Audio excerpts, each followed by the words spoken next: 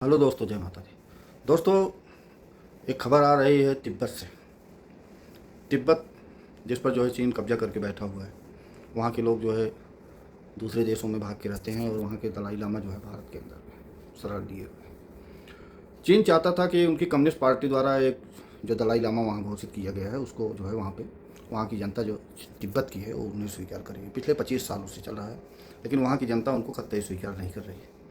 दोस्तों, इसी बीच जो भारत में दलाई लामा है तिब्बत के, उन्होंने कल ही जो है एक घोषणा कर दी कि मेरे बाद जो है मेरा उत्तराधिकारी जो होगा वो तिब्बत के लोगों द्वारा चुना गया दलाई लामा होगा, ना कि चीन के कम्युनिस्ट पार्टी की। अब यह खबर बाहर आते ही जो है पूरे चीन में खलबली मच गई। दोस्तों, ये 14वें दलाई लामा हैं जो तिब्बत के हैं, ये वहाँ के धर्मगुरु हैं और भारत में शरण लिए हुए हैं।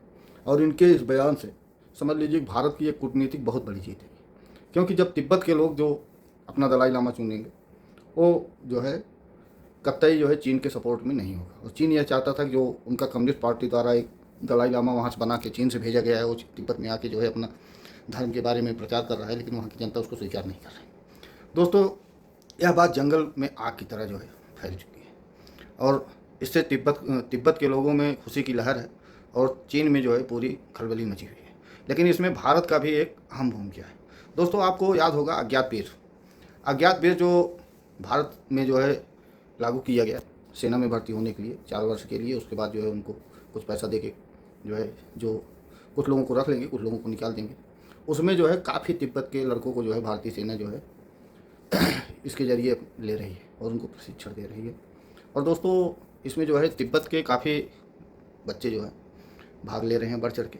और उससे फ़ायदा ये होगा कि अब ये धीरे धीरे चीन के खिलाफ़ एक विद्रोह जो है तिब्बत से शुरू होगी और चीन के लिए खतरा पैदा होगा। इससे चीन घबराया हुआ है।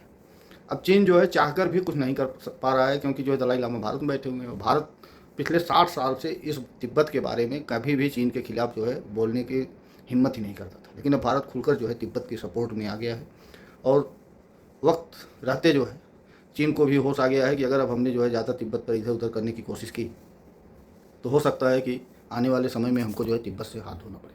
क्योंकि उसने जो है पाकिस्तान के साथ जो अभी हाल ही में जो झड़प हुई ऑपरेशन सिंदूर में, उसने जो है अपने जो है सारे दांव लगा के देख लिए कि भारत ने क्या हाल किया और पूरी दुनिया में जो है चीन जो है एक तरह से समझ लीजिए कि बेनकाब हो गया।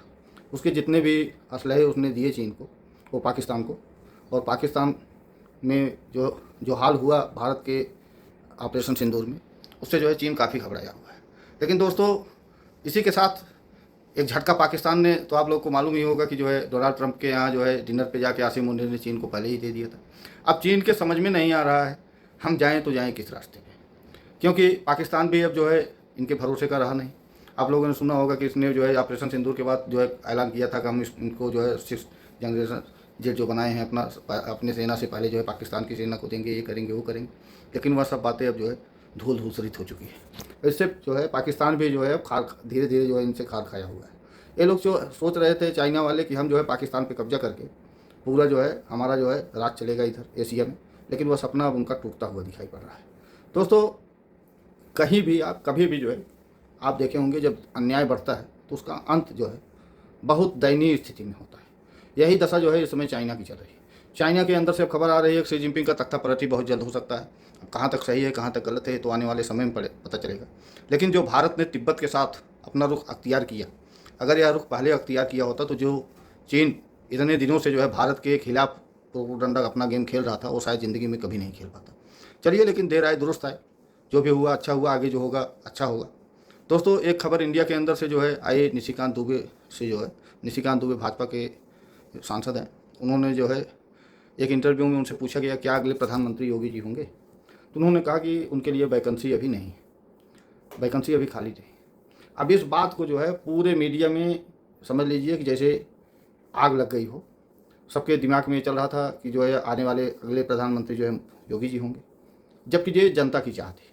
लेकिन योगी जी से खुद जो है कुछ दिन पहले ये इंटरव्यू आने से पहले किसी ने योगी जी से इंटरव्यू में पूछा था कि क्या आप दिल्ली की तरफ जाना चाहेंगे, तो उन्होंने इस बात को सिरे से खारिज कर दिया था और उन्होंने कहा था कि मैं अब यहाँ से जो है अपने गोरखपुर अपने धाम की तरफ जाना चाहूँगा।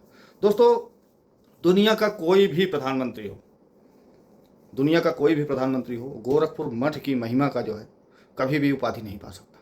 योगी जी तो समझ लीजिए कि पैदाइशी उनको जन्मजात एक ऐसा ऐसा जगह मिल गया है कि जो उनके लिए भारत के प्रधानमंत्री और राष्ट्रपति से भी सर्वोच्च है। हिंदू धर्म के लिए वह एक बहुत बड़ा मठ है।